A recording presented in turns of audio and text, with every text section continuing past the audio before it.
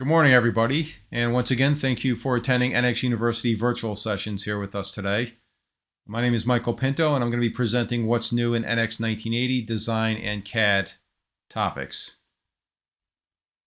A little bit of background about myself here. I have over 23 years of experience designing products for the aerospace and consumer goods industry.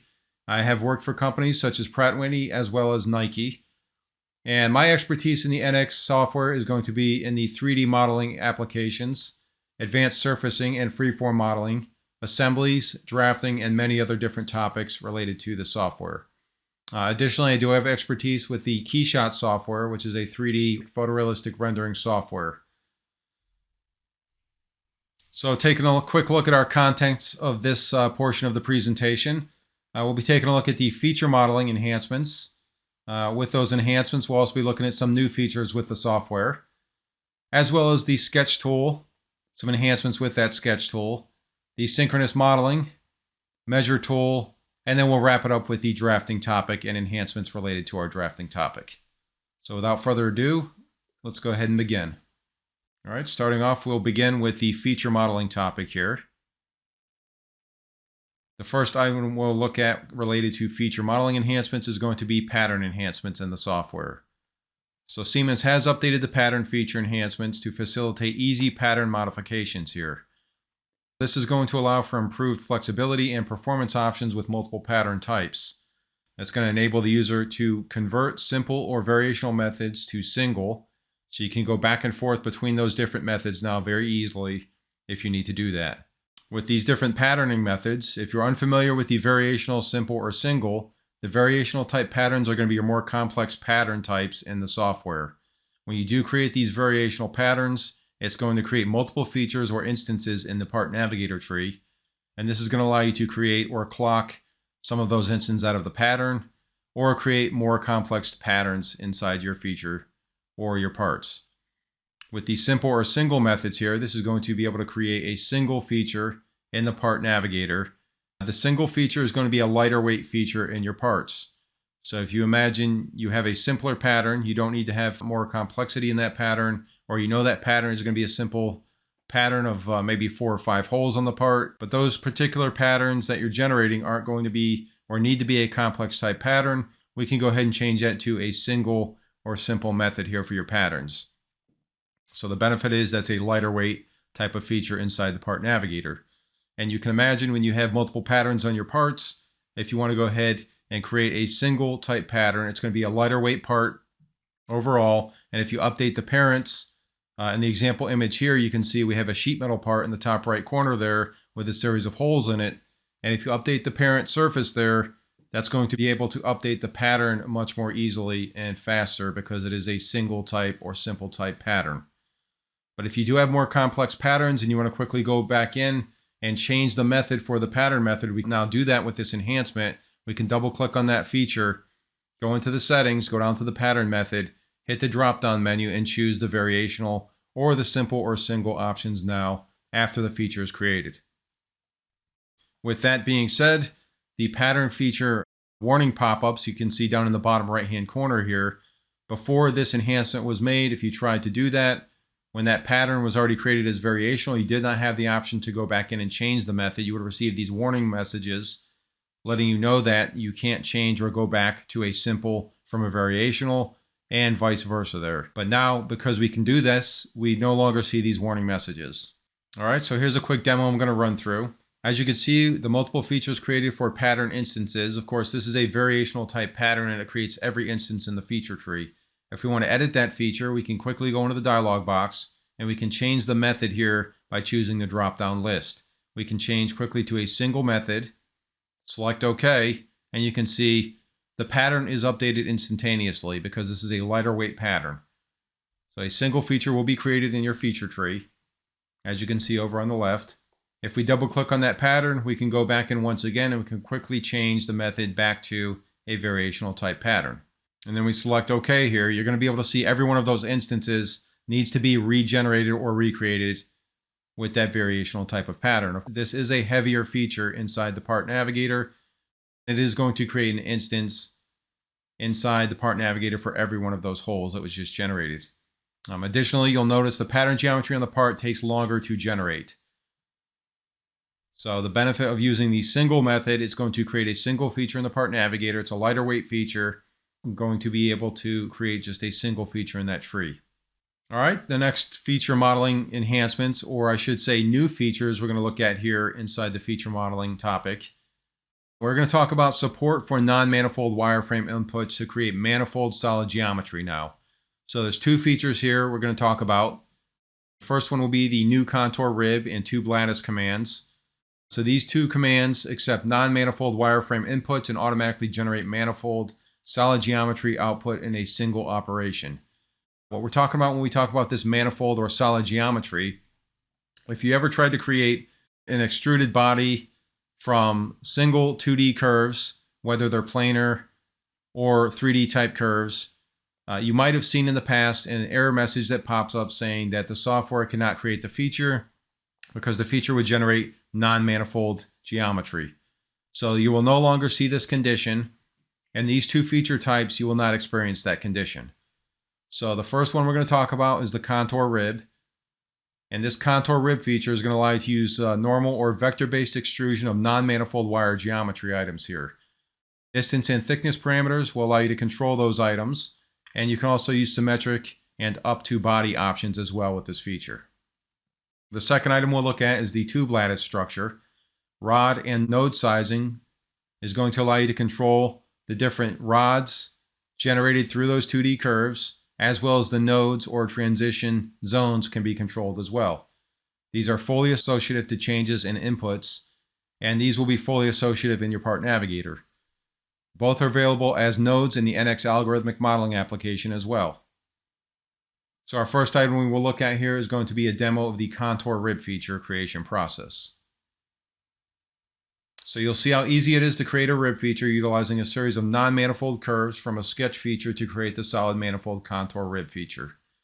We need two items. We need the curves and then we need a face. We can use 2D curves, 3D curves, and we can utilize those curves, project those up to the surface. So we're going to demonstrate that here. We'll pick the face first, choose the curves. In this demonstration, we have some 2D planar curves inside of a sketch. And you can see we can quickly get a preview of that. Now we can control our vector direction. In this case, we're currently set to normal to curve, but we'll change that.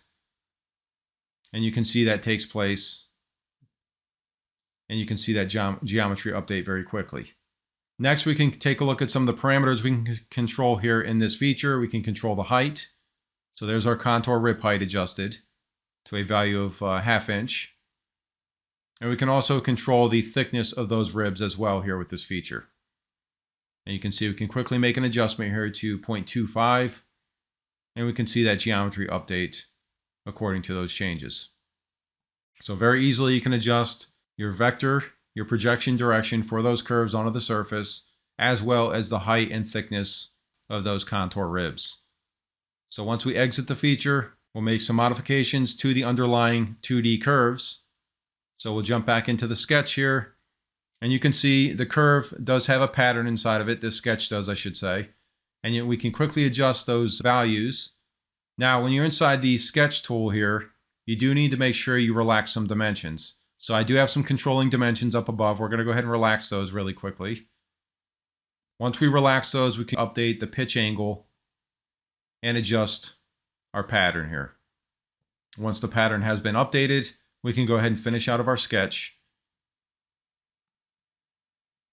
Now my sketch or my contour ribs did not update right away because I had delay update turned on here. That's why you see the red boxes over there in the part navigator. Once we choose the red box to update the contour rib feature, you can see how quickly that updates the geometry based on the changes we made to the underlying sketch. All right, in this next demo, we will be looking at the tube lattice feature creation process, and you'll be able to see how easy it is to create the tube lattice structure utilizing a series of non-manifold curves. In this case, we're going to be using isoperimetric curve feature to create the solid manifold tube lattice feature inside of the part. So the tube lattice feature is part of the design for additive manufacturing bundle, so you will need that license or that bundle on your licensing to utilize this feature.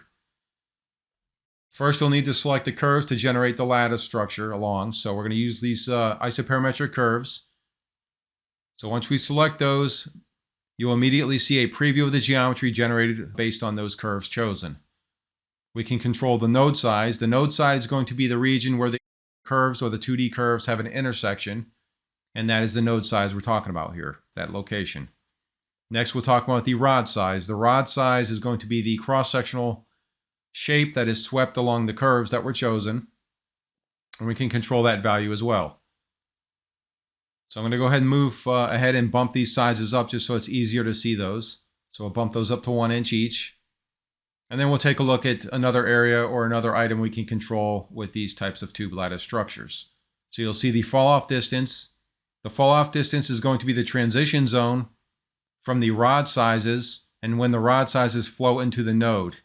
So this transition zone, this is defining the fall-off distance here. And that is the area we're talking about with these types of structures. You also have a capability to control the end caps. If you had open end caps, you can change those and set those to a rounded shape or a planar type shape. Additionally, we have a resolution control here to control the surface finish. So if I set this to coarse, you can see that's a much more coarse surface. And then we have some additional settings: standard, fine, extra fine, super fine. And you have a couple other options there for you as well. So depending on your requirements, you can go ahead and change your resolutions there in the drop-down. Once we select OK, we complete the operation, and you can see how easy it is to generate these tube lattice structures. If we go back into the isoperimetric curves that were utilized to create the structure, I can go back in and modify the number there to 7. Select OK. Now I have delay model update turned on as well here, so I'm going to go ahead and check the box to update the structure. Once I do that, you can see quickly how easily it is to update your isoperimetric curves or the curves that are utilized to generate the tube lattice structure. Now we can go back into that tube lattice structure and we can make some modifications to the node sizes here, the rod size, as well as some fall off distance numbers here as well. And you can see how quickly that geometry updates inside the software. All right, so that is the new tube lattice structure inside the software. And you do need the Design for Additive Manufacturing bundle to utilize this feature inside the software. So our next topic here with feature modeling, we're going to talk about some improvements or enhancements here for some informational displays or pop-ups inside the Assembly Navigator as well as the Part Navigator in the software. So with the inter-part modeling improvements, these are going to provide additional status information, and it's going to enable parent part and to be directly opened inside the dialogues here. So when you move your cursor over the question marks or the part, in this case the Assembly Navigator, that might be out of date or showing a question mark in that column, previously you might have seen an unknown indicator when you did that. Now you'll get some additional information. In this case, it says parent part wing theory has not been fully loaded in the session here. So you can quickly right click on that part and you can open up the parent part to load that up in the session. Additionally, down in the Part Navigator, if we have a part open and we have some linked geometry in that part, you can see the question mark in our up-to-date column there. Move our cursor over that, and we can see some information. Maybe it's going to say that part is not fully loaded or the data is not fully loaded. We can choose right-click and choose Open Parent Part from the menu to load that data fully, the inner part data, into the part file. Quick demonstration here. So here in our wing assembly, you can see we have a series of question marks. You can see parent part wing theory is not fully loaded. Right click, open, and select parent part and load that fully in the session. Additionally, with our part file here, we have some linked geometry. We can right click and then we can quickly open the parent part and load that information into the session. Once you do that, you'll see you have the green check marks because the linked geometry has been fully loaded into the session here. All right, additional enhancements here with the software. We have Studio, Surface, and Curve enhancements to produce better geometry with those types of features in the software. So improved approximations of the conics when generating splines and surfaces here is what we're talking about. The lightweight, well-developed splines and surfaces enable more efficient and robust feature updates inside your parts. This is for composite curves and fit curves, and they have been enhanced to create better approximations of rational curves as splines. Studio surfaces have been enhanced as well to produce surfaces with lighter, well-distributed pole structures here. And I'm going to show that in a demonstration video really quickly now. So in this demonstration, we're going to be demonstrating an existing surface that's been generated. You can see that studio surface that has been generated in this part, and you can see the series of nodes as well as the U and the V vectors on that surface that make up the surface. In this example, we are going to be utilizing the renew feature and selecting that surface, studio surface, renewing that feature, and you'll be able to see the results taking place after the new updated code is being used to generate that studio surface once we do the renew feature operation. So we'll go to Edit, Feature, Renew Feature. We'll choose our studio surface here, select Apply, and once that's completed, you can see the studio surfaces, the resulting studio surface, which utilizes the new code. You can see it's a lighter weight surface. It's able to generate that same surface with less nodes and less U and V vectors here on that surface. Now, when you do utilize a renew feature, it is recommended to not do that unless you necessarily have to. You might want to go ahead and renew those features if you see an issue with the surface or a feature that might be causing issues, and you can utilize the renew feature. Select that feature, choose renew. What that's going to do is it's going to utilize maybe some new code that was written for that feature type and regenerate the feature inside the Part Navigator. And like I said previously, you might not want to do this unless you necessarily have to, because that surface might change. There might be some changes in the model. If you do use the renew feature, I would recommend going in and doing some interrogation, run some analysis on that new surface, and make sure that it still fits your requirements after it is renewed with the new code.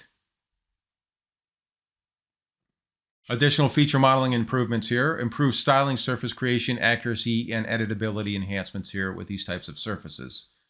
So the style blend has been improved to produce more accurate output and easier editability here with these types of features. So in June of 2020, Siemens did release improved geometric accuracy of the position G0 and tangent G1 continuity items there with those types of features. In June of 21 this year, Siemens did release the update which makes it possible to segment the blend faces to match the input segmentation and edit and change the blend trimming methods here with those transition blends. Our next feature we're going to be talking about here is the Selection Intent Selection Program. So this selection program is going to enable you more robust feature updates downstream in your part files. And the way it does this is we can utilize a selection program now to build specific programs and specific instruction sets to help the program select these items based on our instruction rules that we define here. So the selection program enables the use of proximity filters to find seed objects for features inputs to ensure robust updates occur with your feature models. Selection Intent Collector supports the selection of faces, edges, and curves. Seed Object Collection supports closest, farthest, in between, intersection, and piercing items. Selection Rules, for example, tangent, enable additional objects to be included or excluded in the selection from the found objects. So in the demonstration video, I'm going to demonstrate here. We'll go through these different objects and we'll demonstrate the new selection intent rule and these programs that we can create now to create those different rules. So we're going to go into our Edge Blend feature, and our new selection program is up on the selection toolbar. We can go ahead and open up the selection program dialog and utilize the program now to define some rules and some instruction sets to help us select some items. So I'm going to go and choose the proximity to intersected by, select my datum plane, and I want to include the edges that are intersected by that datum plane. You can see it easily selects all those edges at the same time due to our program set. If I want to go ahead and reset that, let's go ahead and open our selection program and do a different selection method here. So I'm going to choose my outer pockets, and I'm going to go ahead and choose the closest items to the top datum plane to include in my selection rules. But I also want to go ahead and add another instruction set. So I'm going to add a routine. And I'm going to tell the software that I want to go ahead and choose intersected by and exclude items intersected by the datum down below on the bottom here. Once I do that, it deselects the edges that were intersected by that second datum plane. We can go ahead and change our radius size. And as you can see, it's a very powerful functionality to be able to create these programs and help the user select all these items very quickly.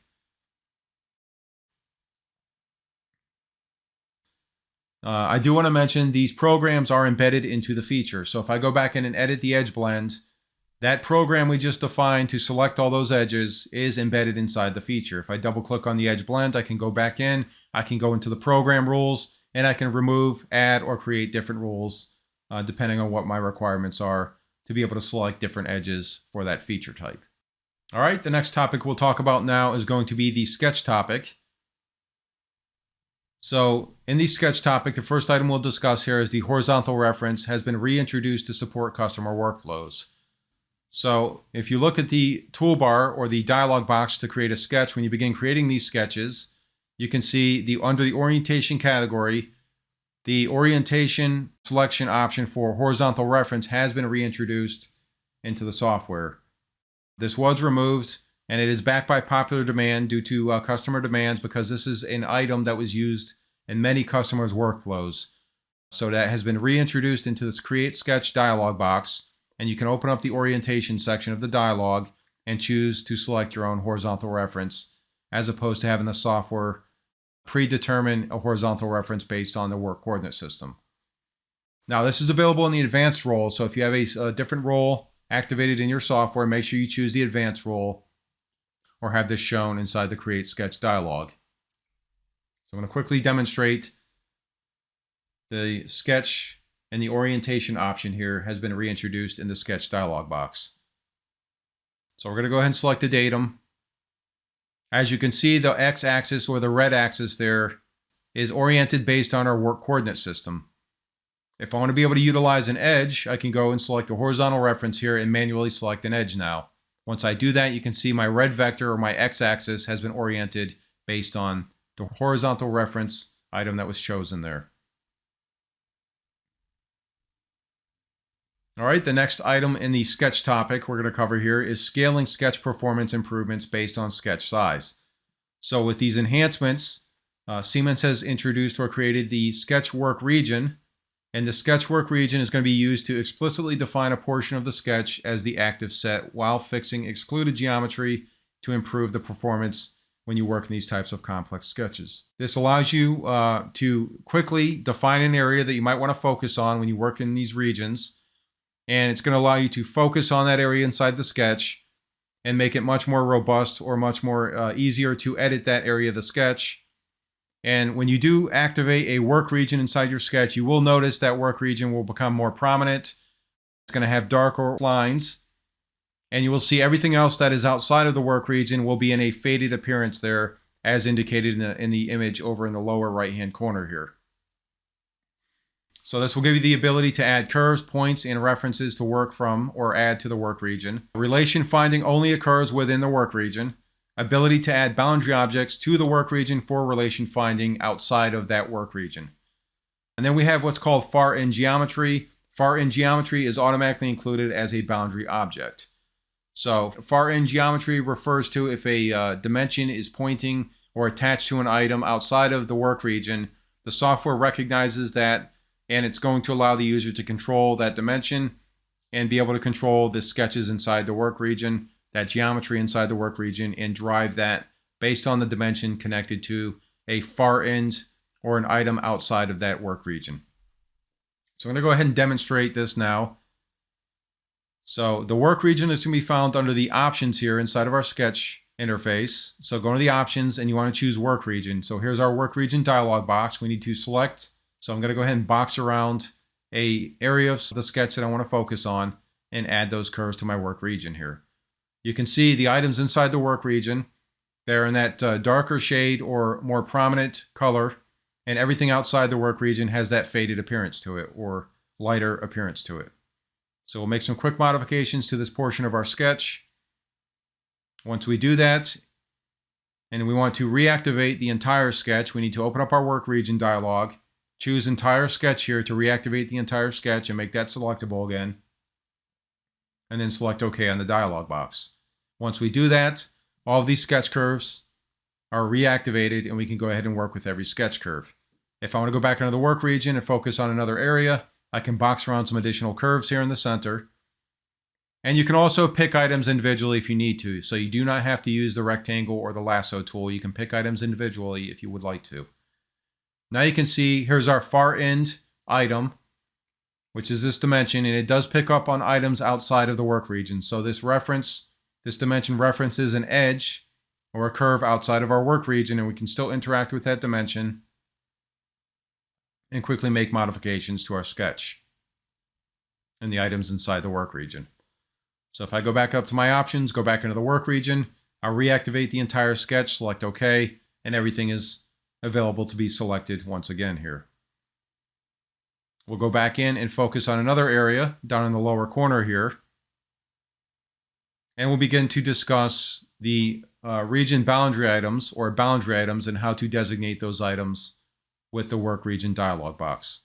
So if I want to go ahead and select an item to interact with here outside of my work region, I can go into the work region dialog, choose to select a boundary curve, and I'll go ahead and select the curve to the left here, the top curve or edge, and add that as a boundary curve. Now once I do this, the software sees that has been added as a boundary curve, and it will create a found relation between those two curves. So I can see a collinear relation was found, and I can go ahead and drive the sketch curve based on that collinear relation. If I relax that relation by picking on it, I can quickly do that and move the curves if I need to. If I go back up to my options, choose work region, I can go ahead and quickly choose entire sketch and reactivate my entire sketch here.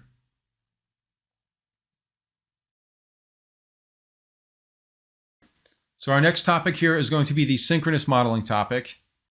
The next enhancement we're going to discuss concerning synchronous modeling is going to be a new enhancement utilizing the move or move face command and the linear dimension commands with our synchronous modeling tools. This new enhancement is going to allow you to work in context of an assembly, and when you work in context of your assemblies, you can utilize the synchronous technology to quickly move a face now, and you can select components to have those components travel along with that move operation in that face, that related face. So before this enhancement, if you look at that bottom left picture, if I were to move that top face in context of my assembly, that top face would travel down, but the components would have stayed in the same location inside the assembly. With this new enhancement, if I pick that top surface, I can now select my components and quickly have those travel along with the face that's chosen to move. So let's go ahead and take a look at some enhancements to that dialog box now.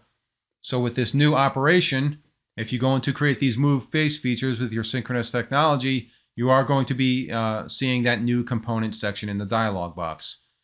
So all you have to do here is select the face that you want to move, then go down to the component section of the dialog box and choose the components you want to travel with that move operation. All motion types are supported with move face. This is going to work with move face and linear dimensions here. Allows for quick positioning of the components when making these synchronous modifications as well.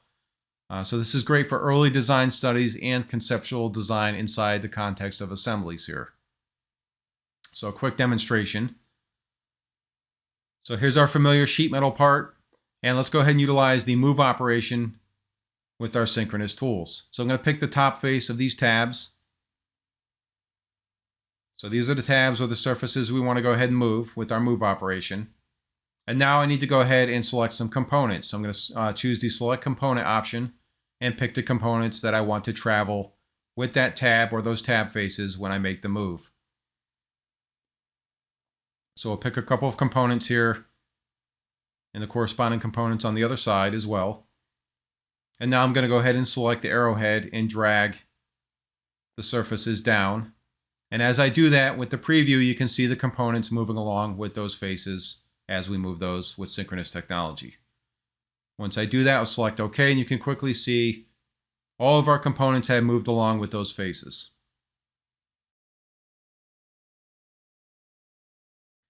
All right, our next enhancement here with the clone finding is going to allow you to select the clone find, or there's a new clone find toggle, I should say, inside the resize hole dialog. So with the clone finding, this is only available in resize hole right now. So if resize hole is the first implementation of this new technology. So resize hole, there's a new clone, find clone in face finder. So in this demonstration, I'm going to demonstrate this find clone operation.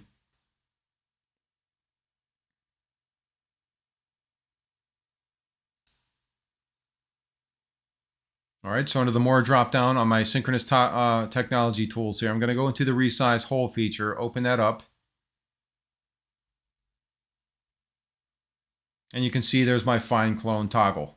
So I can check that box, and this is going to allow the software to start finding the items or the holes that are similar to the items that I choose on the part.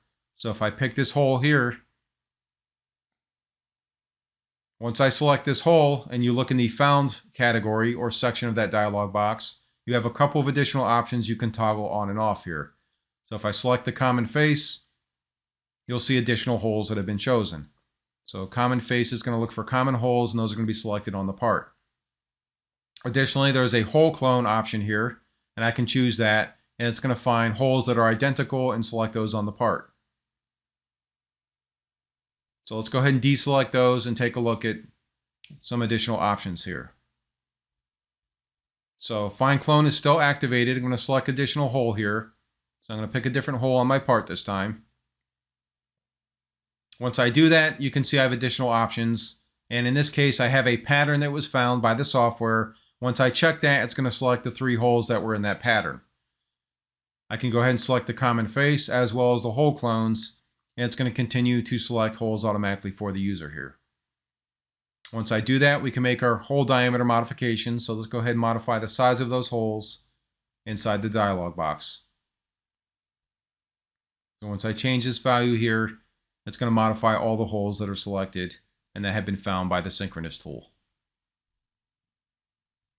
And you can see the benefits of the Find Clone. It can quickly help the user to select and find those different clone holes if they select the different options under the Found category there. So we'll make one last modification here on our part. Select the common face holes here, and also change some modifications to the hole size and select OK. All right, so that is the Find Clone option inside the Resize Hole dialog box. So you can see the benefits of that option. It allows you to quickly find the clone holes, choose some options inside the Find options there inside that dialog box, and it's going to quickly pick all those holes related to the items or the options the user has chosen. Next enhancements we're going to talk about here is to the expressions and the measure tool. So we'll begin with the expression enhancements. So with the expression enhancement we're going to talk about first here, it is the user expression folder in your part navigator. If you look at the part navigator, there will be a user expression folder. And as you start to work inside your part files and create expressions, these expressions inside the user expression folder typically would be the expressions that were interacted, or they were user expressions. And the user expression folder contained those folders, or those expressions I should say, that were directly interacted with by the user, and they would be populated inside this folder. Now with this new enhancement, the customer or the user has the capability to turn on or hide different expressions inside this folder. So I'm going to demonstrate this in this part. So with this new enhancement, you'll see over in my user expression folder, I have a couple of expressions. And these particular expressions control the number of slots around the outside diameter on that part. If I want to be able to see or hide different expressions for this folder location now in the part navigator, I can do this inside the Tools Expression dialog box. So I'm going to go up to my Tools tab, go to the Expressions dialog, and let's go ahead and open this up. So inside the Tools, or I should say the Expression dialog box, if you go over to the User Expression column there is a new expression column, a user expression column you can turn on and activate. So if you right click on the header bar, go down to configure columns, there is a user expression column we can turn on and show that. Once you turn this on, you can see quickly what expressions are being shown in the part navigator. And they're indicated with this icon inside the user expression column. If you want to go ahead and hide that, we can quickly right click on the expression inside the part navigator, or I should say the expression navigator. Right click on that and go down to the context menu here and choose hide in part navigator. Once you do this, you will see there's an orange indicator over in the value column. Anytime you see those orange indicators inside your expression dialog box, you want to make sure that you choose OK or apply for that to take effect here. But let's go ahead and add or show some additional expressions over in our part navigator here. So we're going to right click on these expressions. You can pick multiples at the same time. Just hold your control key down and select a second expression. I'll right click on those and choose show in part navigator to show those in the user expression folder. Now again, make sure you pay attention to that color. The orange indicator tells the user that you need to select OK or apply here for those to take effect. So once I choose OK, you can see my slot length, slot width, and my slots expressions are now available in my user expression folder. All right, the next enhancement I'm going to be discussing here is with the measure tool. So the measure tool enhancement here, the first one we'll discuss, is the capability to use hotkeys on your keyboard now to quickly navigate back and forth between the different radio buttons on the measure tool here. So if you want to use 1, 2, 3, 4, 5, 6, 1 is going to correspond to object, 2 for points, 3 for vector, 4 for object sets, 5 for point sets, and 6 for coordinate systems there, or CSIS. So instead of having to do a lot of mouse travel going back and forth up to the measure tool dialog box, we can now use those hotkeys to quickly switch between those different measure objects. There's also smarter placement of the scene dialog so as not to obstruct geometry or further selection. Additionally, if you look down below the dialog box, the measure tool dialog box, in the list, there is now a much better description of each object. So if I choose an object inside the graphics display, if I look at the measure tool, over in the list on the right-hand column there, you can see there's a nice description of the items that were chosen for that object 1. So you get a nice description of the selection intent rule that was used here, as well as the resulting quantity of selected objects. So a nice enhancement there and giving the user some more feedback. Additional measure tool enhancements here. You will see an option to turn on value only in your scene dialogs. So on the right-hand image, you can see we might be taking a series of inspection distances between those two components, and we're checking some gapping, and we might want to take those distance measurements at 25 different point or locations on the parts. Previously, before this enhancement, you can see in the bottom right-hand corner there, pop-up box for our measurements. So when our measurement was taken, we would get the display or the dialog that would pop up inside the graphics display for that measurement type. It would have a toolbar with a series of icons that would allow the user to quickly pick some of those icons to have different results take place. So we have associative, display dimension, create geometry, so on and so forth. When you take multiple measurements, like we're seeing in the image demonstrated here, that might clutter up the graphic display very quickly if you have that many measurements. So now the user has the option to quickly go into the dialog, and down under the settings, they can choose value only scene dialog. Once you turn this on, it's only going to display the values for those measurements taken in the graphics display. So that's going to go ahead and declutter the display and clean up those dialogs and only show those measured values. Additional enhancements for our tool, our measure tool. The associative result for conical face angle. So when you do select these conical faces, previously, when you did get that cursor over the conical face, you did see the angle would show up in that dialog box. Once you selected the conical face, though, you would not get the angle measurement to be able to utilize for saving that as an associative measurement. So with this enhancement, we can now go ahead and select the angle of the conical face. We can save that as an associative measurement and use that if we need to reference that downstream. Additionally, we now have the option to create complementary angles with our angle measurements with our measure tool. So if you hit the drop down, you'll now see complementary angle as an option for you with those measurement types. Also, Siemens has changed the way that the desired accuracy is selected in the drop down here. So inside your settings for your measurement tool, if you go into your preferences, under the accuracy category on the drop down, previously you would see a series of 9s running out the number of decimal places, and you can pick a different option down below on that drop down. So Siemens has done some extensive studies, and they paired this back to standard, fine, and ultra fine for your accuracy settings inside the dialog. So if you hit the drop down, standard is going to go out 2 decimal places here. Fine will go out 3 decimal places, and I believe ultra fine will take you out to 4 decimal places for the accuracy on those types of measurements. Keep in mind, as you change these settings, if you set that to ultra fine, that will be using a higher level of accuracy for that dimension type. So that's going to take more CPU processing to update those types of measurements. So just keep that in mind. Some additional measure tool enhancements here as well. You now have some additional toggles inside your settings for creating geometry.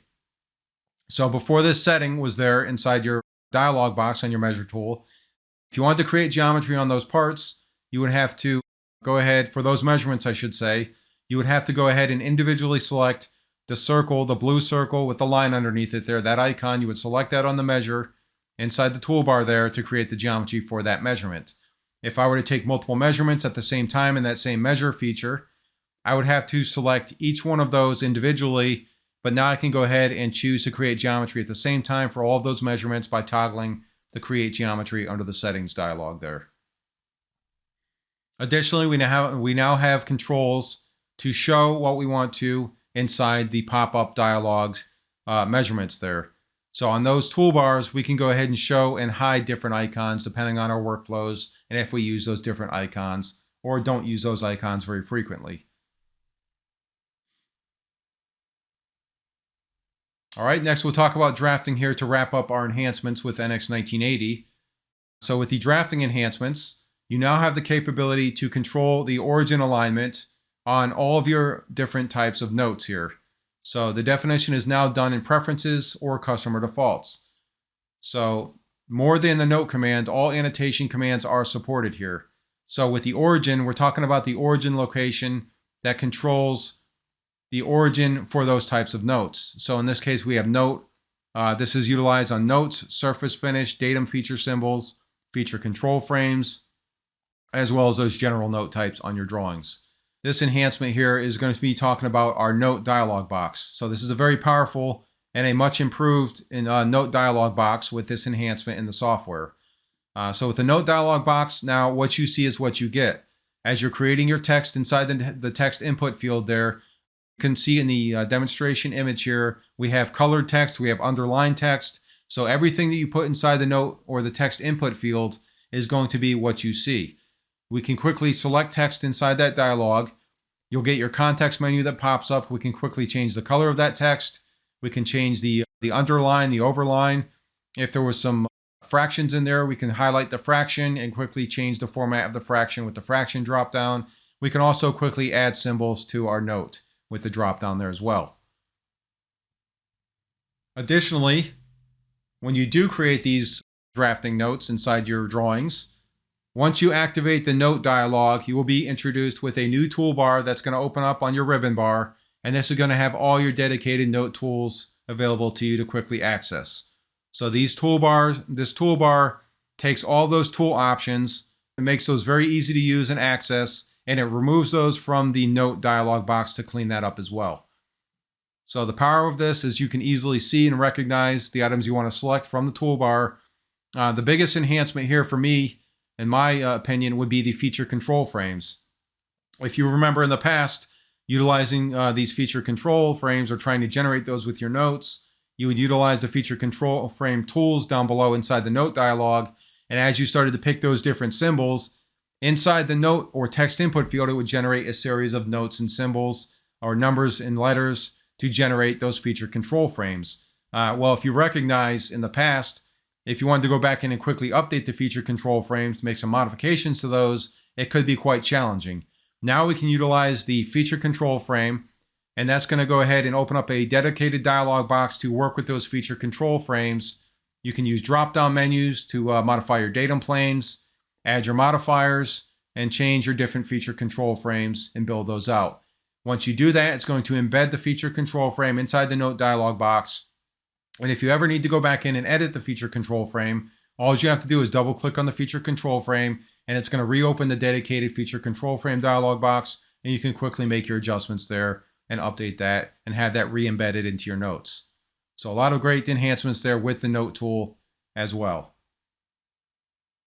All right, so that's going to go ahead and conclude the What's New in NX 1980 for Design in CAD.